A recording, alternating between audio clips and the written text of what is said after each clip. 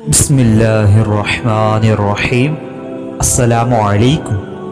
Welcome to my YouTube channel The Storyteller. ایک دفعہ داماد رسول صلی اللہ علیہ وسلم حضرت علی رضی اللہ تعالی عنہ اپنے گھر میں تشریف فرما تھے کہ ان سے بی بی پاک فاطمۃ الزہرا رضی اللہ تعالی عنہ نے فرمایا کہ یا علی، میرا انار کھانے کو دل کر رہا ہے۔ حضرت علی اپنی اہلیہ اور دختر رسول صلی اللہ علیہ وسلم کی خواہش پوری کرنے کی غرض سے گھر سے نکلے۔ حالانکہ اناروں کا موسم نہیں تھا، ایک یہودی کے پاس پہنچے جو اناروں کی تجارت کرتا تھا۔ اب آپ نے اس کے دروازے پر دستخط دی۔ جیسے ہی وہ یہودی گھر سے باہر آیا تو اس نے آپ کو دیکھتے ہی آنے کی وجہ پوچھی۔ آپ نے یہودی سے فرمایا کہ مجھے ایک انار چاہیے۔ یہودی نے صاف انکار کر دیا اور کہنے لگا کہ میرے گھر میں اس وقت ایک دانہ بھی انار کا موجود نہیں۔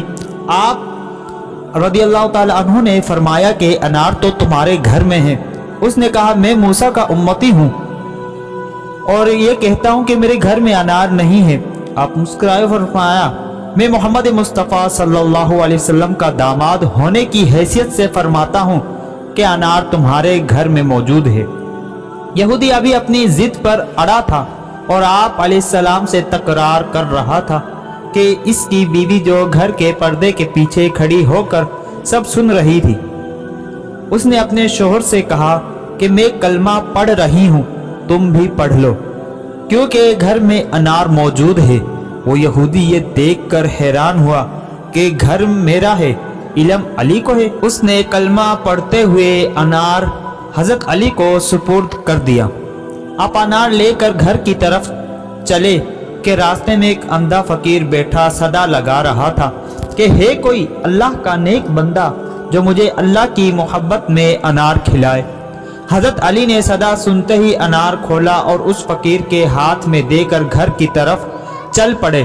گھر پہنچتے ہی آپ جائے نماز پر پہنچے اور یہ سوچنے لگے کہ اب دختر رسول صلی اللہ علیہ وسلم کو کیا جواب دوں گا۔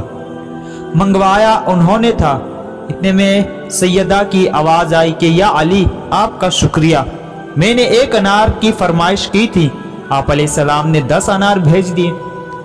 حضرت علی مسکرائے اور فرمایا کہ یہ انار میں نے نہیں بلکہ آپ کے لیے اللہ نے بھیجے ہیں، اور جو آپ کو دے کر گیا ہے وہ کمبر نہیں تھے۔ جزاک اللہ۔